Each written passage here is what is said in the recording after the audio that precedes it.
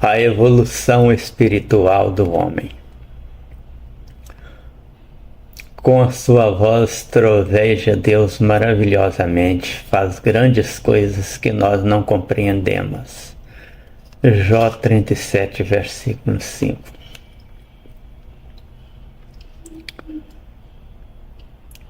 Pensar é um atributo animal.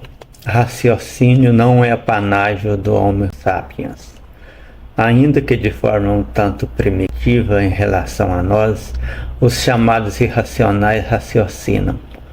Os quadrúpedes da selva e dos campos não são desprovidos de compreensão e planejamento, são até muito hábeis. Apenas não têm uma comunicação aperfeiçoada como a nossa, o que lhes dificulta transmitir conhecimento aos descendentes. Mas são capazes de compreender, aprender, planejar e executar. Imagine um leopardo quase se arrastando ao solo, ocultando-se em meio à relva, movimentando-se silenciosamente em direção a um grupo de gazelas. O que ele está fazendo?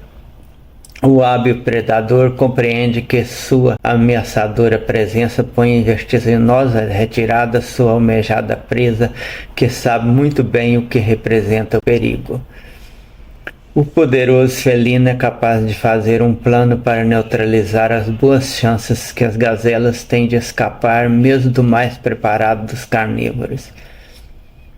Ele executa sabiamente seu projeto de caça através de silenciosa aproximação, o único meio disponível para conseguir saltar sobre o velocíssimo animal. Quem pode negar que o leopardo tenha um bom raciocínio? Assim, todos os animais têm, uns mais, outros menos, capacidades de pensar e planejar sua sobrevivência. Com esse prelúdio, estou dando início a uma série com o intuito de facilitar aos leitores o entendimento da evolução espiritual de um animal frágil que evoluiu até se sobrepor a todos os mais fortes e bem preparados pela natureza. O que representa os fenômenos da natureza para os animais. Tal qual o homem, um animal vê nos fenômenos da natureza a ação de algum poderoso ser desconhecido. O trovão representa para os animais o rugir de um ser ameaçador que eles nunca veem, mas temem.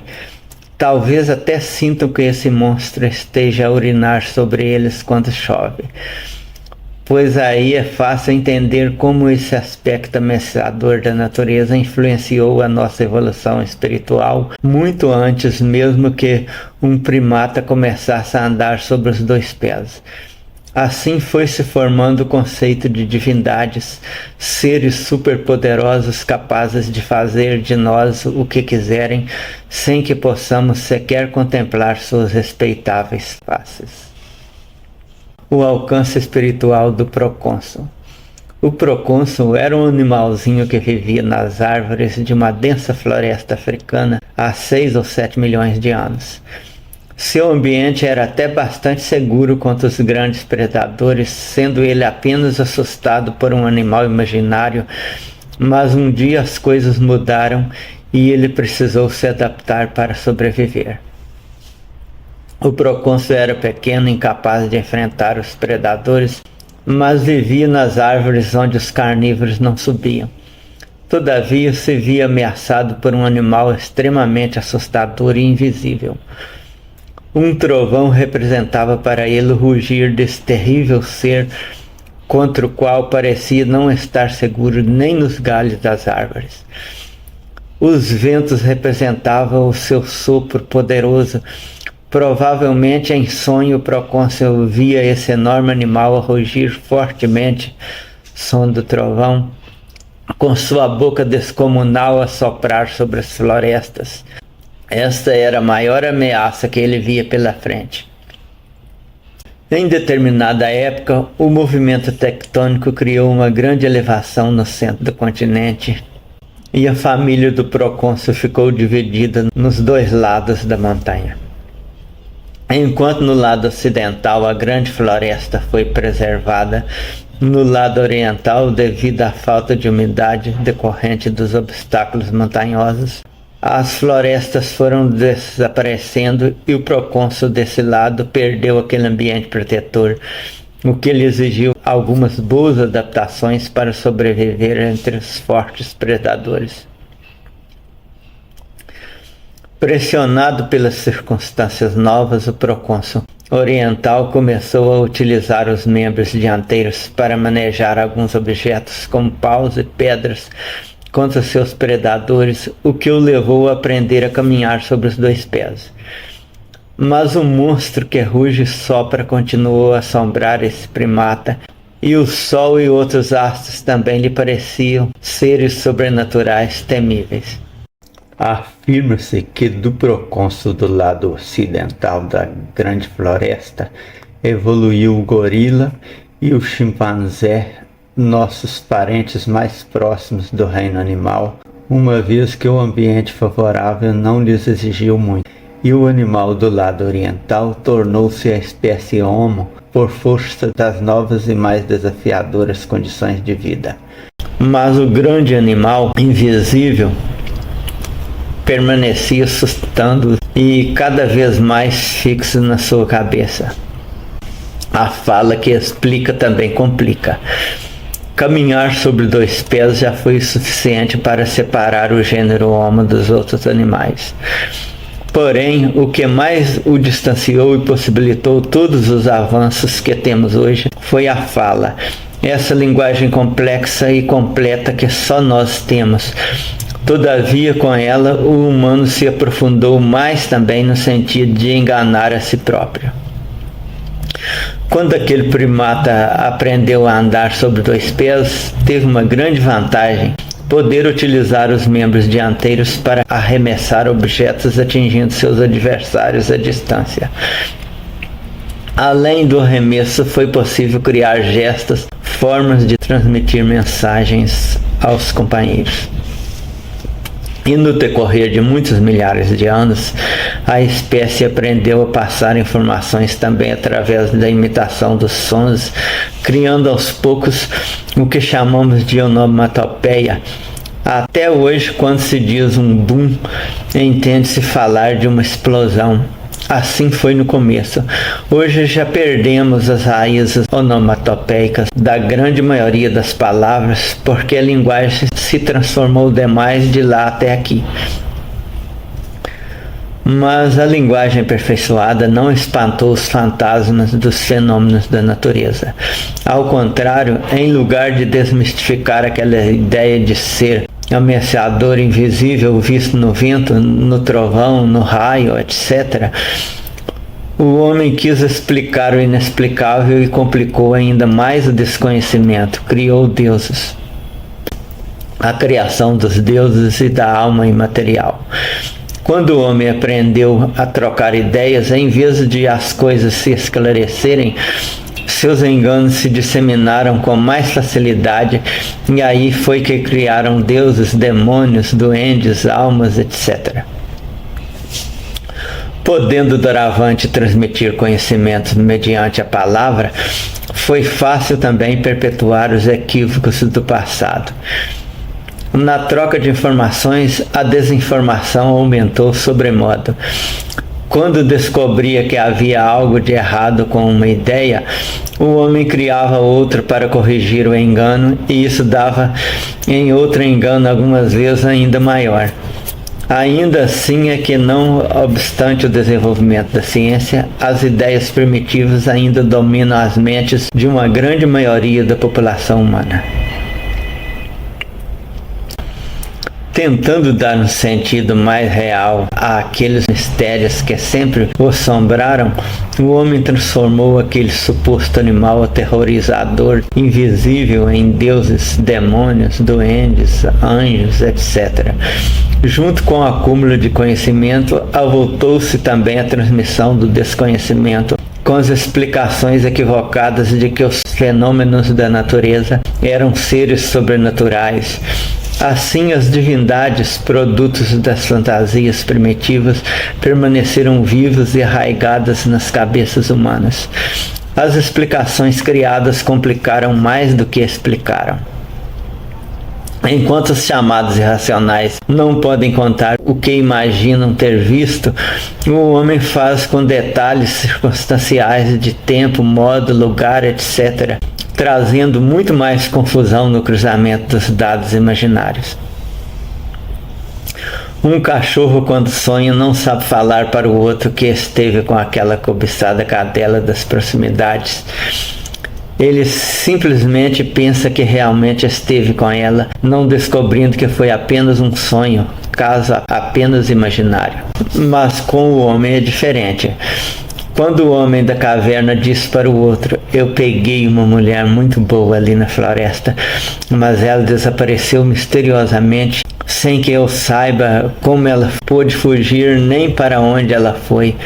E o outro lhe respondeu: isso não é verdade, porque você esteve o tempo todo dormindo aqui.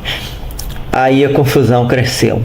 Como todos pensavam ter feito algo que não fizeram, chegaram a uma brilhante conclusão. Imaginaram: um ser humano não deve ser só um, mas um material e um imaterial invisível que se separa do corpo material enquanto esse dorme e faz uma porção de coisas que os que estão acordados não veem. Aí estava pronta a mais nova criação humana, a alma, que até hoje tantos religiosos pregam. Vejam agora o quanto aumentaram o engano ao criar a alma. A experiência fora do corpo, um equívoco primitivo. Os equívocos do pensamento primitivo ainda são muito influentes, a ponto de ser considerados intrigantes em revistas divulgadoras de matérias científicas, mas não passam por uma boa análise lógica. Para esotéricos, quando dormimos, viajamos para outras dimensões. Além do corpo físico, nós teríamos também corpos sutis.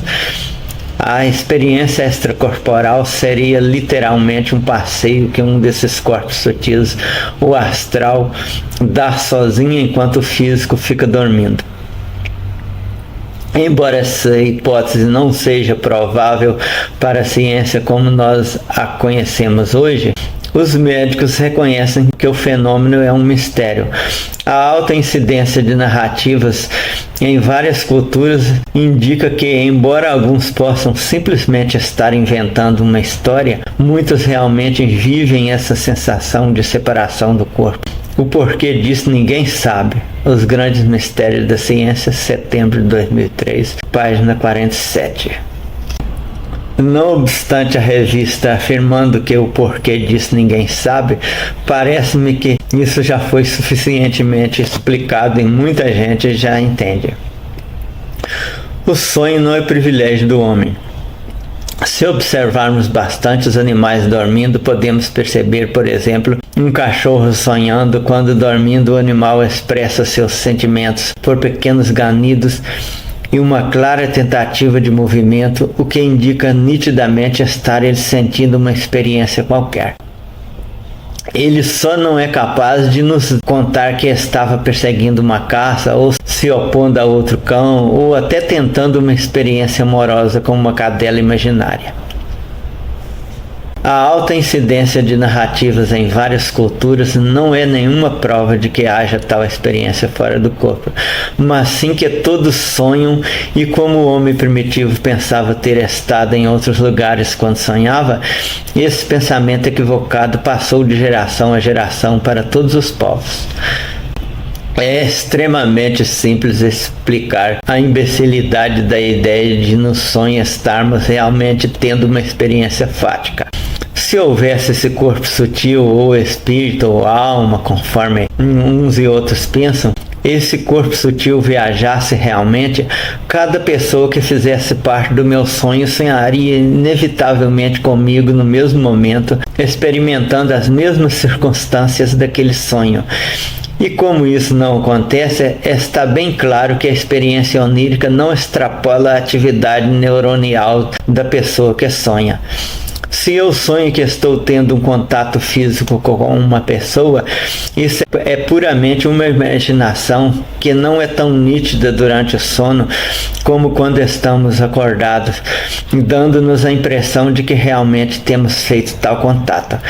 Mas, na realidade, não tenho dúvida, eu simplesmente penso dormindo como penso acordado em um semelhante contato. Com a diferença de que, acordado, eu não penso que aquilo é realidade, mas dormindo eu imagino que seja um fato. Alguns insistem, com base em narrativas de pessoas que, em estado de quase morte, sentiram estar longe vendo o próprio corpo. Isso também já foi demonstrado por experiência científica, com análise até na área cerebral que produz tal impressão. Charles McCreary, do Instituto de Pesquisas Psicofísicas em Oxford, conseguiu provocar em laboratório a experiência fora do corpo. Com técnicas de relaxamento, ele obteve resultados impressionantes. Uma moça perfeitamente saudável contou ter viajado num túnel com uma luz brilhante no fim, e um senhor disse ter flutuado a 20.000 metros de altitude, vendo Oxford lá de cima. É mais comum do que se imagina, afirma o Dr. McCreary. 1 em cada 5 pessoas já teve uma experiência fora do corpo. Ele chegou à conclusão de que há um tipo de personalidade predisposto ao fenômeno, uma espécie de esquizofrenia branda. Globo Repórter, 13 de agosto de 1993.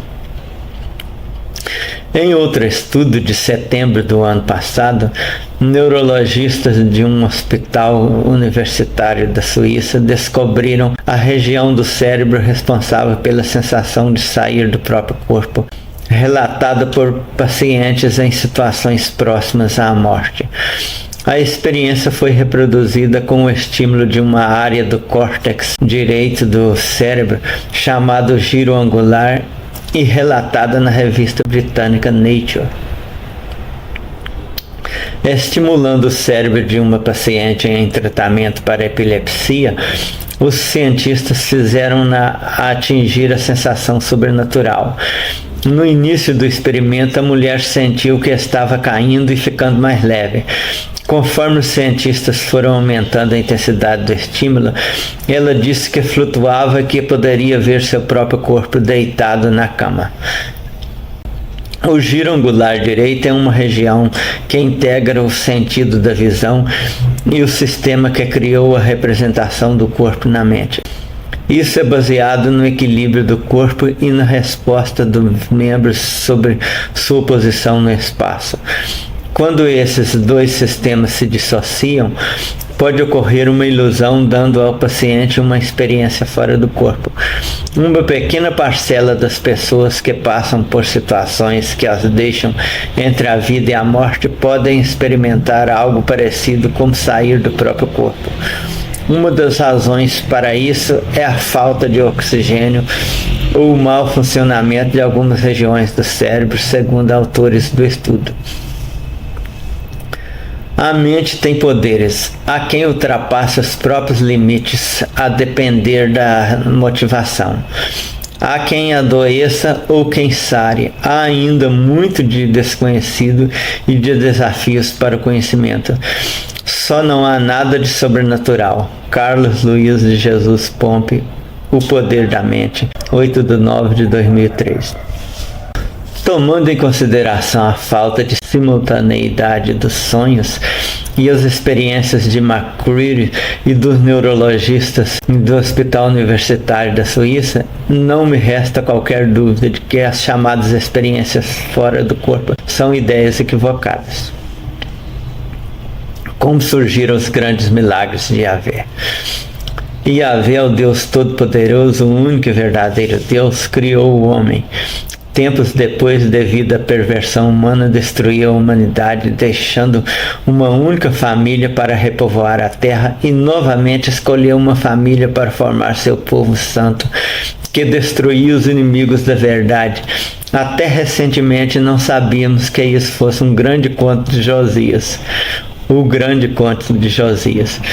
Tudo não passou de invento desse perspicaz dominador para manter o povo ao seu lado. Das três ciências que estuda a Bíblia, a arqueologia tem se mostrado a mais promissora. Ela é a única que fornece dados novos, diz o arqueólogo israelense Israel Finkelstein, diretor do Instituto de Arqueologia da Universidade de Tel Aviv e autor do livro The Bible Unearthed, a Bíblia Desenterrada, inédito no Brasil, publicado no ano passado. A obra causou um choque em estudiosos de arqueologia bíblica, porque reduz os relatos do Antigo Testamento a uma coleção de lendas inventadas a partir do século VII a.C. O Gênesis, por exemplo, é visto como uma epopeia literária. O mesmo vale para as conquistas de Davi e as descrições do Império de Salomão. Super interessante, julho de 2002. Não há registro arqueológico ou histórico da experiência de Moisés ou dos fatos descritos no Êxodo. A libertação dos hebreus escravizados por um faraó egípcio foi incluída na Torá provavelmente no século VII a.C., por obra dos escribas do Templo de Jerusalém, em uma reforma social e religiosa. Para combater o politeísmo e o culto de imagens que cresciam entre os judeus, os rabinos inventaram um novo código de leis e histórias de patriarcas heróicos que recebiam ensinamentos diretamente de Jeová. Tais intenções acabaram batizadas de ideologia deuteronômica porque estão mais evidentes no livro de Deuteronômio. A prova de que esses textos são lendas estaria nas inúmeras incongruências culturais e geográficas entre o texto e a realidade. Muitos reinos e locais citados na jornada de Moisés pelo deserto não existiam no século VIII a.C., quando o êxodo teria ocorrido. Esses locais só viriam a existir 500 anos depois, justamente no período dos escribas de Deuteronômio. Muitos reinos e locais citados na jornada de Moisés pelo deserto não existiam no século XIII a.C., quando o êxodo teria ocorrido. Esses locais só viriam a existir 500 anos depois, justamente no período dos escribas deuteronômicos. Também não havia um local chamado Monte Sinai, onde Moisés teria recebido os 10 mandamentos. Sua localização atual, no Egito, foi escolhida entre os séculos IV e VI depois de Cristo por monges cristãos bizantinos, porque ele oferece uma bela vista. Já as 10 pragas seria o eco de um desastre ecológico ocorrido no Vale do Nilo, quando tribos nômades de semitas estiveram por lá. Vejamos agora o caso de Abraão, o patriarca dos judeus.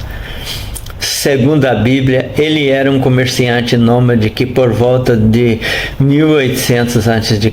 emigrou de Ur, na Mesopotâmia, para Canaã, na Palestina.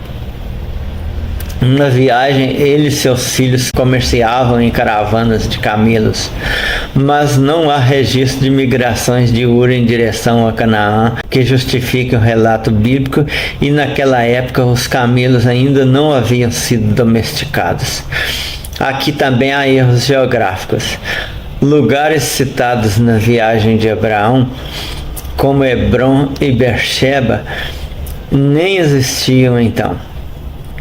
Hoje, a análise filológica dos textos indica que Abraão foi introduzido na Torá entre os séculos 8 e 7 a.C., mais de 1000 anos após a suposta viagem. Então, como surgiu o povo hebreu? Na verdade, hebreus e canaanitas são o mesmo povo. Por volta de 2000 a.C., os canaanitas viviam em povoados nas terras férteis dos vales, enquanto os hebreus eram nômades das montanhas. foi o declínio das cidades canaanitas acossadas por invasores no final da Idade do Bronze, 300 a.C. a 1000 a.C., que permitiu aos hebreus ocupar os vales. Aqui deve ser 3000, não 300 a.C. Segundo a Bíblia, os hebreus conquistaram Canaã com a ajuda dos céus. Na entrada de Jericó, o exército hebreu toca suas trombetas e as muralhas da cidade desabam por milagre. Mas a ciência diz que Jericó não tinha muralhas nessa época. A chegada dos hebreus teria sido um longo e pacífico processo de infiltração. Davi e Salomão. Há pouca dúvida de que Davi e Salomão existiram, mas há muita controvérsia sobre seu verdadeiro papel na história do povo hebreu.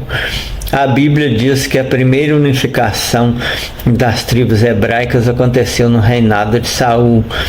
Seu sucessor Davi organizou o Estado hebraico, eliminando adversários e preparando terreno para seu filho Salomão, para que seu filho Salomão pudesse reinar sobre um vasto império. O período salomônico, 970 a.C.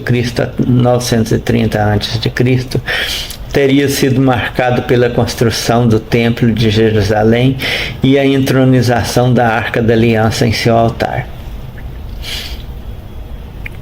Não há registros históricos ou arqueológicos da existência de Saul, mas a arqueologia mostra que boa parte dos hebreus ainda viviam em aldeias nas montanhas no período em que ele teria vivido, por volta de 1000 a.C.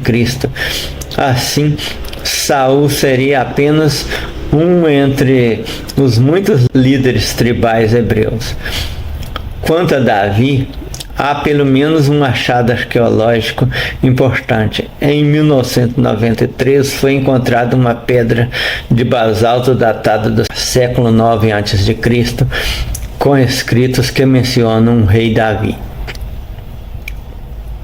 Por outro lado, não há qualquer evidência das conquistas de Davi narradas na Bíblia, como sua vitória sobre o gigante Golias. Ao contrário, as cidades canaanitas mencionadas como destruídas por seus exércitos teriam continuado sua vida normalmente. Na verdade, Davi não teria sido um grande líder que a Bíblia afirma. Seu papel teria sido muito menor. Ele pode ter sido um líder de um grupo de rebeldes que vivia nas montanhas, chamado Apiru, palavra de onde deriva a palavra hebreu, uma espécie de guerrilheiro que ameaçava as cidades do sul da Palestina. Quanto ao Império Salomônico, contado em verso e prosa na Torá hebraica, a verdade é que não foram achadas ruínas de arquitetura monumental em Jerusalém ou qualquer das outras cidades citadas na Bíblia. Esses contos de homens transformando bastões em cobra, abrindo o mar para a passagem de uma multidão, fazendo sair água de pedra, outros controlando até o movimento da terra, até havendo quem ressuscitasse algum morto, não passa de fábula. Aí está explicado porque os patriarcas falavam diretamente com o Deus Yahvé e depois disso ninguém mais via nem ouvia esse Deus, a não ser em sonhos.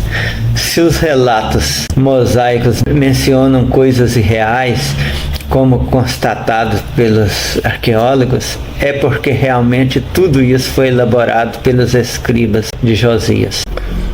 As bases para o cristianismo dominar o mundo. Conforme visto no capítulo Como Surgiram os Grandes Milagres de Yahvé, todos esses prodígios não passam de criação de Josias e seus escribas. Mas a influência desse maravilhoso conto foi decisiva para manter o povo unido e com uma fé inabalável. Ademais, tudo isso é a raiz central do poder do cristianismo, com o predomínio da fé em Yahvé como o único Deus verdadeiro. Como o povo tinha uma história de grandes milagres e grandes homens que falavam diretamente com um grande Deus, ou melhor, o único Deus verdadeiro, Deus que teria prometido que aquele povo seria uma nação numerosa como as estrelas e seria posto por cabeça e não por cauda, Sua fé fortaleceu de tal modo que, ainda que vivesse sempre sob domínio de outros povos que acreditavam em outros deuses, nunca morreu a esperança de um dia o povo eleito de Yahvé vir a instituir um reino perpétuo sobre todo o mundo. Antes mesmo dos dias em que Josias aplicou o golpe do encontro do livro da lei de Yahvé dada a Moisés, profetas tinham visões de um Messias ungido que deveria derrotar todos aqueles idólatras e estabelecer um reino eterno abrangendo os 4 cantos da terra. Acreditava que a terra fosse plana e quadrada.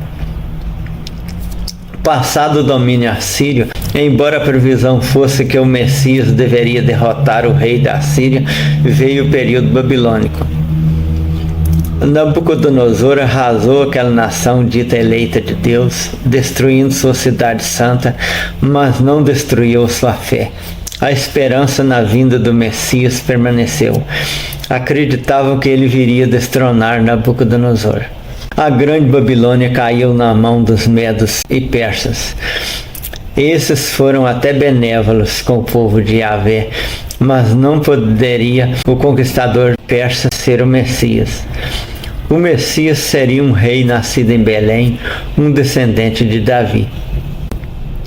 O Império Medo-Persa durou pouco também. Veio Alexandre o Grande e a famosa Grécia tornou-se a dona do mundo de então. Mais uma vez aquele povo especou sua fé na promessa do Messias belemita que deveria acabar com o poder grego. A Grécia também não suportou as pressões externas e a férrea Roma chegou poderosa como um bicho de 7 cabeças, consoante escreveram alguns cristãos. Nos dias de Roma, de quando em quando surgia um dizendo ser o prometido Messias, e seu fim era a morte. Até parecia que Roma era imbatível, mas para os hebreus não. O Messias deveria vir e eliminar aquele império abominável. Segundo o cristianismo, o prometido Messias é Jesus de Nazaré, que foi morto e ressuscitou e um dia virá estabelecer aquele reino eterno. Mas como nenhum dos escritores que registravam os fatos nos dias em que Jesus teria vivido soube da existência dele, muitos analistas atuais concluíram que ele não passa de uma outra lenda criada pelos romanos e que dominou o mundo como verdade.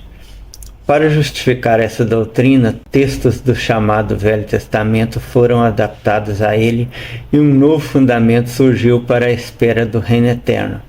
Jesus teria morrido para pagar os pecados da humanidade, mas teria sido ressuscitado dentre os mortos e retornaria algum tempo depois para estabelecer aquele reino predito havia quase 1 milênio. O predito Messias e o cristianismo. O cristianismo baseou-se em adaptação de textos do Velho Testamento ao tal Jesus de Nazaré, e os seus criadores foram tão convincentes que em alguns séculos até o imperador romano foi persuadido pela doutrina. No profeta Miqueias estava predito o ungido Messias em hebraico, Cristo em grego, não para ser morto, mas para reinar com grande poder. Mas tu, Belém Efrata, posto que pequena para estar entre os milhares de Judá, de ti é que me sairá aquele que há de reinar em Israel, e cujas saídas são desde os tempos antigos, desde os dias da eternidade. Portanto os entregará até o tempo em que a que está de parto tiver dado à luz. Então o resto de seus irmãos voltará aos filhos de Israel. E ele permanecerá e apacentará o povo na força do Senhor, na excelência do nome do Senhor seu Deus. E eles permanecerão, porque agora ele será grande até os fins da terra. E este será a nossa paz. Quando a Síria entrar em nossa terra e quando pisar em nossos palácios, então suscitaremos contra ela 7 pastores e 8 príncipes entre os homens. Esses consumirão a terra da Síria à espada e a terra de Nimrod nas suas entradas. Assim ele nos livrará da Síria, quando entrar em nossa terra e quando calcar os nossos termos. E o resto de Jacó estará no meio de muitos povos, como orvalho da parte do Senhor, como chuvisco sobre a erva, que não espera pelo homem, nem aguarda filhos de homens. Também o resto de Jacó estará entre as nações no meio de muitos povos, como um leão entre os animais do bosque, como um leão novo entre os rebanhos de ovelhas, o qual, quando passar, as pisará e despedaçará sem que haja quem as livre.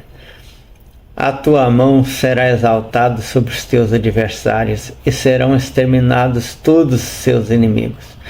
Naquele dia, diz o Senhor, exterminarei do meio de ti os teus cavalos, destruirei os teus carros, destruirei as cidades da tua terra, derribarei todas as tuas fortalezas, tirarei as feitiçarias da tua mão, e não terás adivinhadores. Arrancarei do meio de ti as tuas imagens esculpidas e as tuas colunas, e não adorarás mais a obra das tuas mãos. Do meio de ti arrancarei os teus azerinhos e destruirei as tuas cidades. E com ira e com furor exercerei vingança sobre as nações que não obedeceram. Miqueias 5, versículos 2 a 15. E Zacarias afirmou: e o Senhor será rei sobre toda a terra. Naquele dia um será o Senhor e um será o seu nome. Zacarias 14, versículo 9. Todavia, o profeta Daniel, cujo livro já foi dito ter sido escrito na época posterior ao início do cristianismo, e não durante o reinado babilônico, previu o ungido sendo morto por um assolador que se encaixa muito bem no Império Romano. Sabe e entende, desde a saída da ordem para restaurar e para edificar Jerusalém até o ungido, o príncipe haverá 7 semanas e 62 semanas, com praças e tranqueiras se reedificará, mas em tempos angustiosos. E depois de 62 semanas será cortado o ungido e nada lhe subsistirá. E o povo do príncipe que há de vir destruirá a cidade e o santuário, e o seu fim será com uma inundação.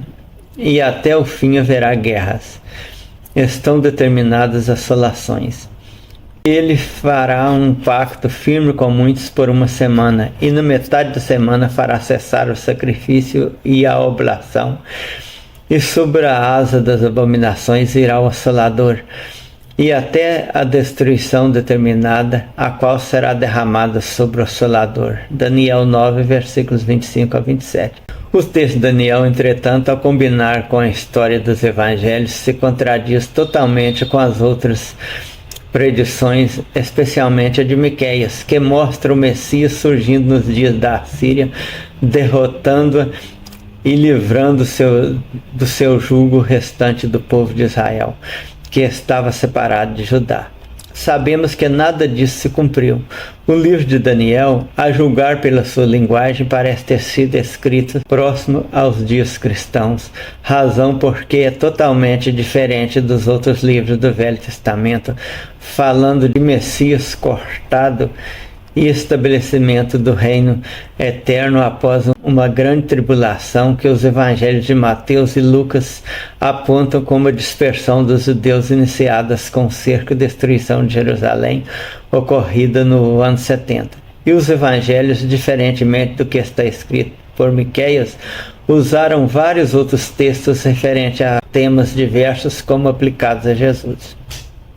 Jesus, se existiu, não foi o único que apareceu dizendo ser o Messias. O livro dos Atos afirma que quando as autoridades pretendiam matar alguns apóstolos cristãos, levantando-se no sinédrio certo fariseu chamado Gamaliel, doutor da lei, acatado por todo o povo, mandou que por um pouco saíssem aqueles homens e prosseguiu: varões israelitas, acautelai-vos a respeito do que estáis para fazer a estes homens. porque há algum tempo levantou-se Teudas, dizendo ser alguém, ao qual se juntaram uns 400 homens, mas ele foi morto e todos quanto lhe obedeciam foram dispersos e reduzidos a nada. Depois dele levantou-se Judas, o Galileu, nos dias do recenseamento, e levantou muitos após si, mas também este pereceu, e todos quantos lhe obedeciam foram dispersos. Agora eu vos digo, dai de mão a estes homens, e deixai-os, porque esse conselho ou esta obra, caso seja dos homens, se desfará, mas se é de Deus, não podereis derrotá-los, para que não sejam porventura achados combatendo contra Deus. Atos 5, versículos 34 a 39.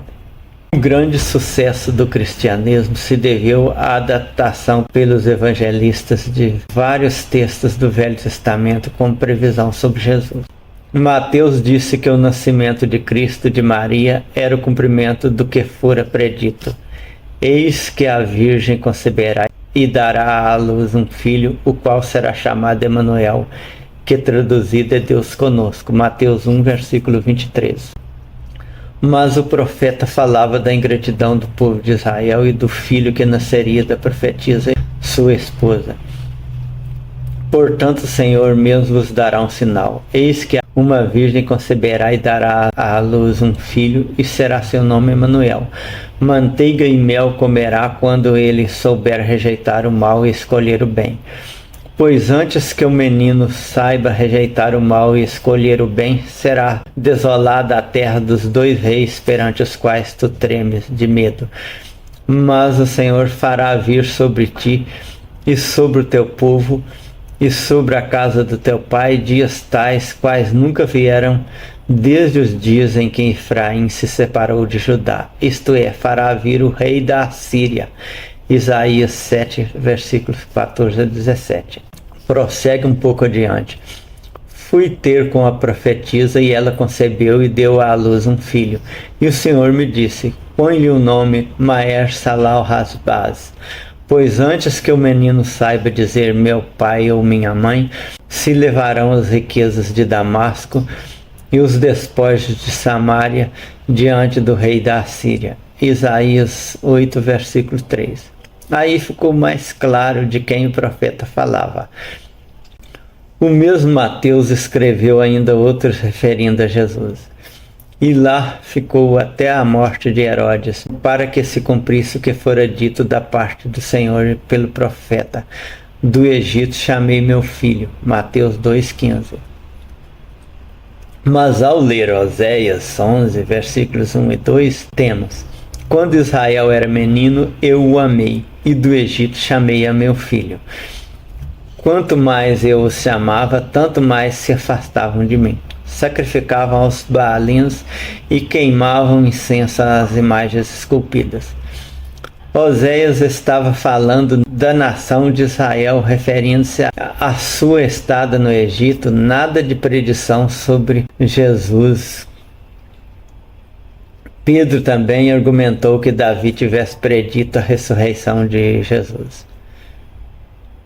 Pois não deixarás a minha alma no inferno, nem permitirás que o teu santo veja corrupção. Atos 2, 27. O que está escrito no Salmo 16 é um hino em que Davi expressava sua confiança no seu Deus, que não o desampararia, dizendo no verso 10: pois não deixarás minha alma no Seol, nem permitirá que teu santo veja corrupção.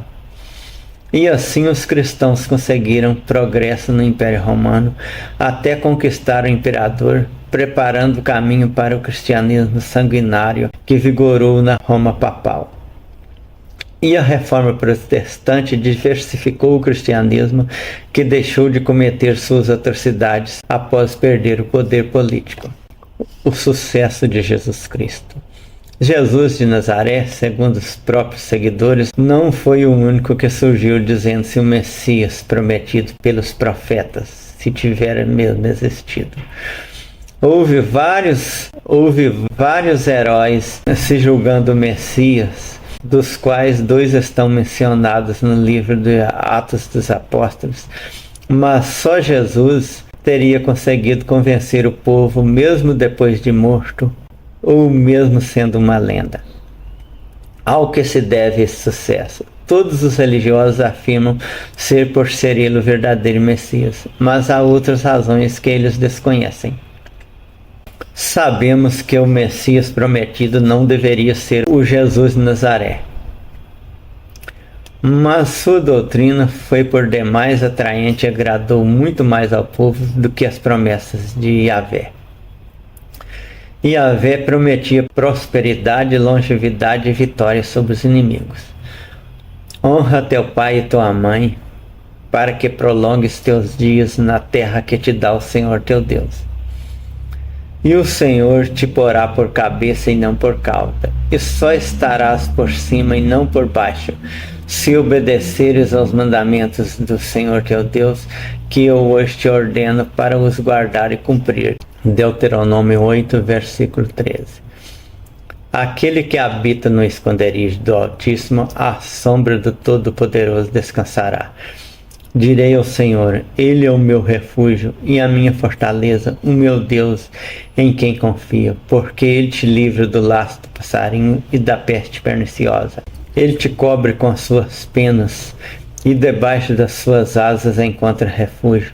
Sua verdade é escudo e broquel, mas não temerás os terrores da noite, nem a seta que voe de dia, nem a peste que anda na escuridão, nem a mortandade que assole ao meio-dia. 1000 poderão cair ao teu lado e 10.000 à tua direita, mas tu não serás atingido. Somente com teus olhos contemplarás e verás a recompensa dos ímpios, porquanto fizeste do Senhor o teu refúgio e do Altíssimo a tua habitação. Nenhum mal te sucederá, nem praga alguma chegará à tua tenda, porque aos seus anjos dará ordem a teu respeito, para que te guardem em todos os teus caminhos. Salmos 91. Já Jesus não teria prometido nenhuma recompensa aqui. Dizia que seus seguidores iriam padecer neste mundo, mas teriam uma eterna recompensa no reino dos céus. E todos os que tiver deixado casas, irmãos ou irmãs, ou pai ou mãe, ou filhos ou terras, por amor do meu nome, receberá 100 vezes tanto e herdará a vida eterna. Mateus 19, versículo 29. Como as promessas de Yahvé já não eram atraentes, uma vez que aquele povo tão valente estava sendo humilhado pelo domínio romano, a oferta de Jesus teve boa aceitação. Morto Jesus, seus apóstolos teriam feito uma grande adaptação do texto aos fatos relacionados à sua vida e morte, conseguindo conquistar muitos adeptos. Isso se ele realmente tiver existido. Parece que não. E à medida que a doutrina atingia gerações mais distantes dos seus dias, tudo parecia mais verdadeiro, até que convenceram os imperadores romanos, abrindo caminho para o cristianismo dominar o mundo. Por que ainda esperam o fim do mundo e a volta de Cristo? O fim do mundo é a coisa mais anunciada desde 2000 anos atrás, mas pela leitura da própria Bíblia, vê-se que aquele fim anunciado, se tivesse que ocorrer, teria ocorrido há séculos. Vejam alguns textos. 70 semanas estão determinadas sobre o teu povo, sobre a tua santa cidade, para fazer cessar a transgressão, para dar fim aos pecados, para expiar a iniquidade, para trazer a justiça eterna, para selar a visão e a profecia, para ungir o santo dos santos.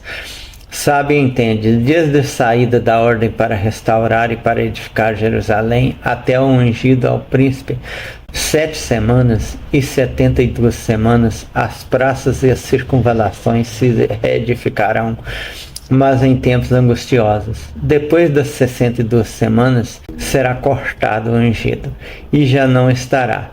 E o povo de um príncipe que há de vir destruirá a cidade e o santuário, e o seu fim será num dilúvio. Até ao fim haverá guerra.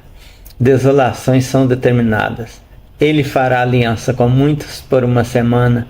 Na metade da semana fará cessar o sacrifício e a oferta de manjares. Sobre a asa das abominações virá o assolador, até que a destruição que está determinada se derrame sobre ele. Daniel 9, versículo 24. O homem vestido de linho que estava sobre as águas do rio, quando levantou a mão direita e a esquerda ao céu, jurou-me por aquele que vive eternamente, que esse seria depois de um tempo, 2 tempos e metade de um tempo. E quando se acabar a destruição do poder do povo santo, estas coisas todas se cumprirão. Daniel 12, versículo 7. Haverá um tempo de angústia, qual nunca houve, desde que houve nação até aquele tempo. Daniel 12, 1. Depois do tempo em que o costumado sacrifício for tirado e posta a abominação desoladora, haverá ainda 1290 dias. Bem-aventurado que espera chega até 1335 dias. Daniel 12, versículos 11 e 12. Quando virdes o abominável da desolação de que falou o profeta Daniel no lugar santo, quem lê entenda. Mateus 24, versículo 15. Quando, pois, vir Jerusalém sitiada de exército, sabei que está próxima a sua devastação. Lucas 1, versículo 20. Aí já não é texto de Daniel mais, é texto cristão. Porque nesse tempo haverá grande tribulação, como desde o princípio do mundo até agora não tem havido e nem haverá jamais. Mateus 24, versículo 21, referência a Daniel 12, versículo 1. E até que os tempos dos gentios se completem, Jerusalém será pisada por eles. Lucas 21, versículo 20. Eis que por 42 meses calcarão aos pés a cidade santa. Apocalipse 11, versículo 2.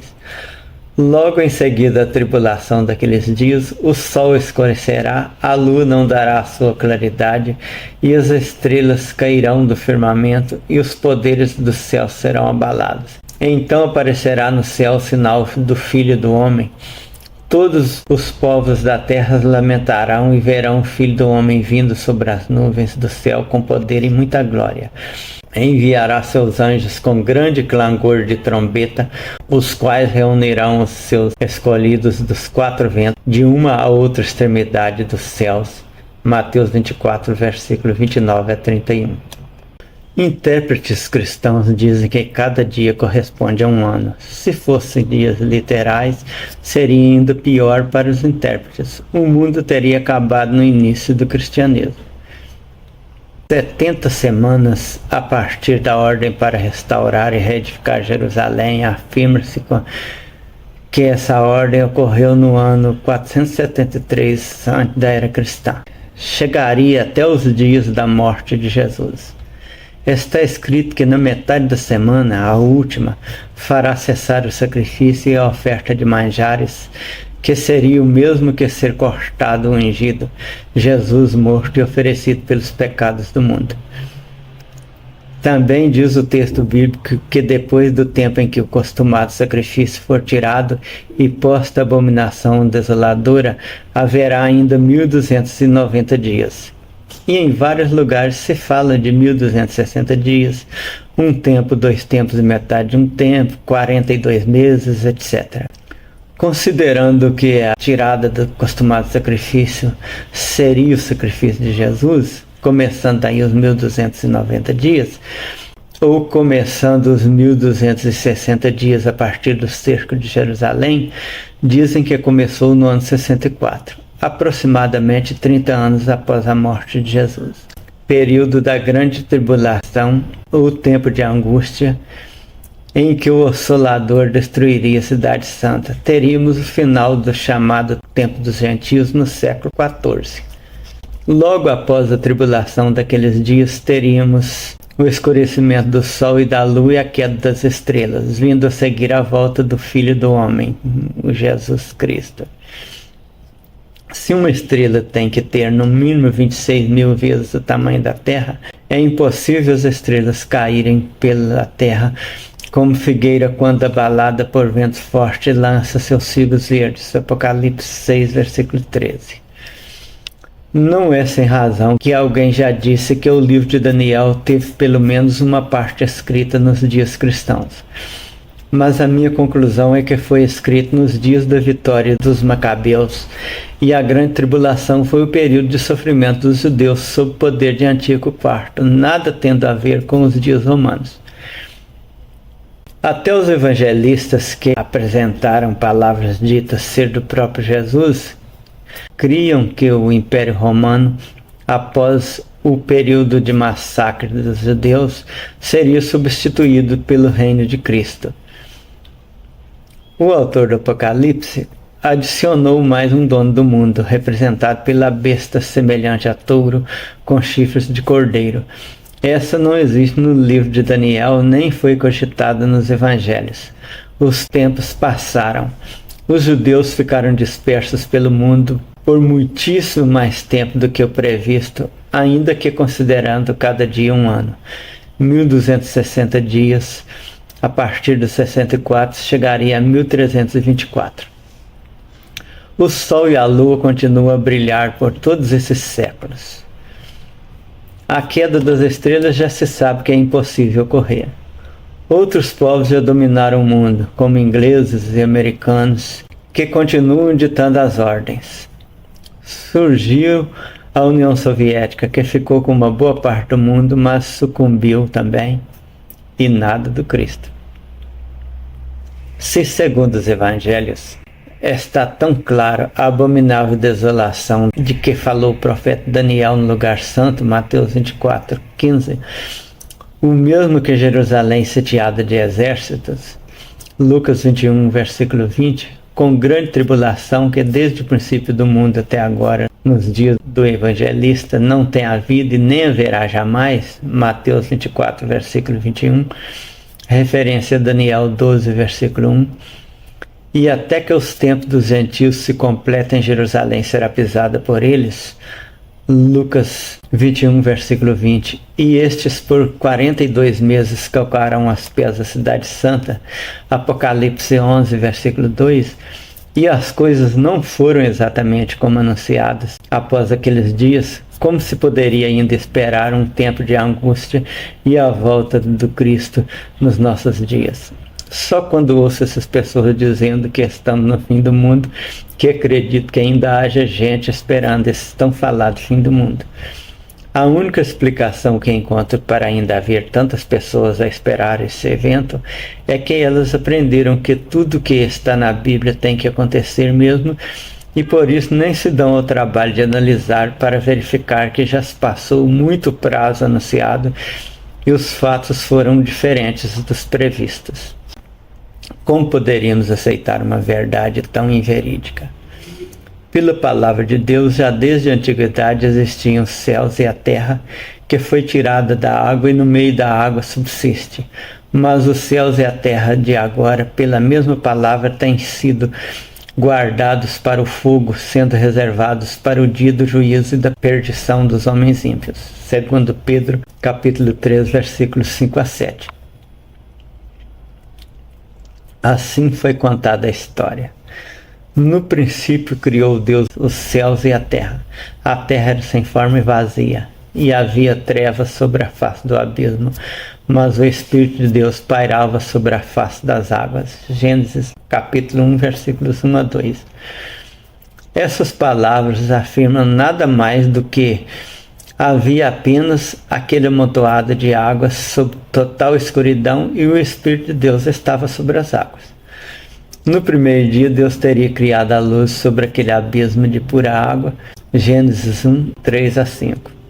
E disse Deus: haja um firmamento no meio das águas, e haja separação entre águas e águas.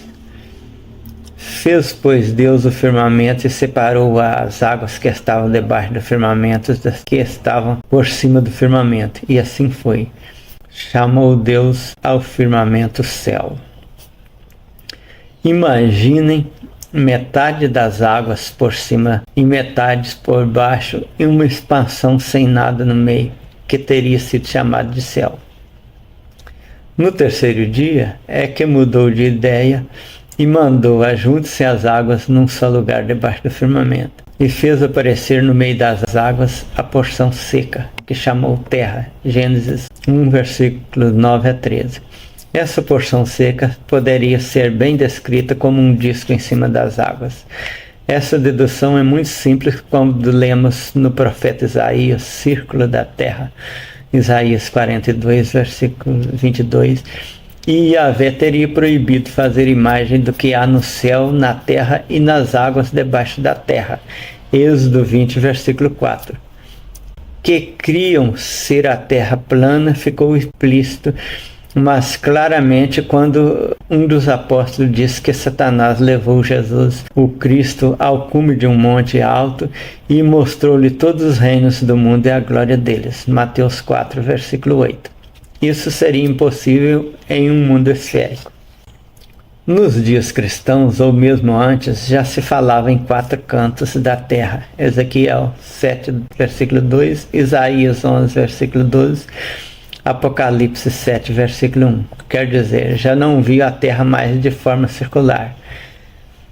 E esse pensamento perdurou até o ponto de o navegador Fernão de Magalhães questionar. A igreja diz que a terra é quadrada, mas eu sei que ela é redonda, porque vi sua sombra na lua. Tenho mais fé em uma sombra do que na igreja. Mas depois de tudo pronto, conforme narrado no primeiro capítulo do Gênesis, vejam como era visto o universo. Prende as águas em suas densas nuvens, e a nuvem não se rasga debaixo delas. Jó 26, versículo 8. Para eles, como devia ser para o resto do mundo, então as nuvens eram algo como lençóis sobre os quais Yahvé prendia as águas. Era admirável como o peso das águas não rasgava as nuvens. E os astros, estrelas, planetas, cometas, asteroides, etc.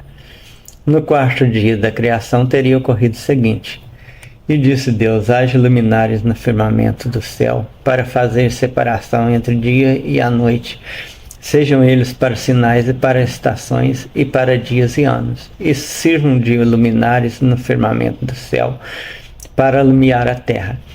E assim foi. Deus, pois, fez os 2 grandes luminares, o luminar maior para governar o dia e o luminar menor para governar a noite. Fez também as estrelas. Gênesis 1, versículos 14 a 16. Tais quais nossos ingênuos olhos nos apresentam os astros, a palavra divina de Yahvé diz que foram feitos 2 grandes luminares, a saber, o sol e a lua, também as estrelas. Estas são muitas, mas coisas minúsculas, capazes de cair pela terra. Era exatamente essa visão do Filho do Deus vivo, o Jesus de Nazaré, que teria afirmado que, precedendo seu retorno à terra, as estrelas cairão do céu. Mateus 24, versículo 29. E um tal João, inspirado pelo Deus onisciente, teria visto as estrelas caindo sobre a terra, como quando a figueira sacudida por um vento forte deixa cair seus figos verdes. Apocalipse 6, versículo 13. Qualquer estudante de 2º grau sabe que não seria possível as estrelas caírem sobre a terra. Análises científicas informam que um corpo com menos de 26 mil vezes o tamanho da Terra não tem capacidade de se tornar uma estrela. O mais intrigante é que, após todas essas provas de que tal palavra divina continha os mais primários enganos, ainda vemos hoje, no século XXI, pessoas dizendo que a Bíblia não colide com a ciência.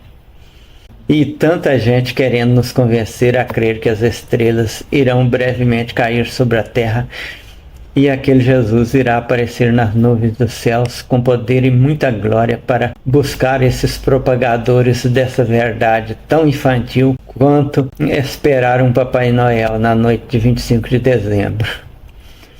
Eu acreditei nisso enquanto nunca tinha ouvido falar sobre o tamanho do Sol, sobre a forma e o movimento da Terra. E quando comecei a entender isso, ainda tentei encontrar um meio de harmonizar aquelas afirmações primitivas com essa realidade tão oposta, mas foi impossível. Mas fico às vezes pensando como só poucas pessoas enxergam isso como eu.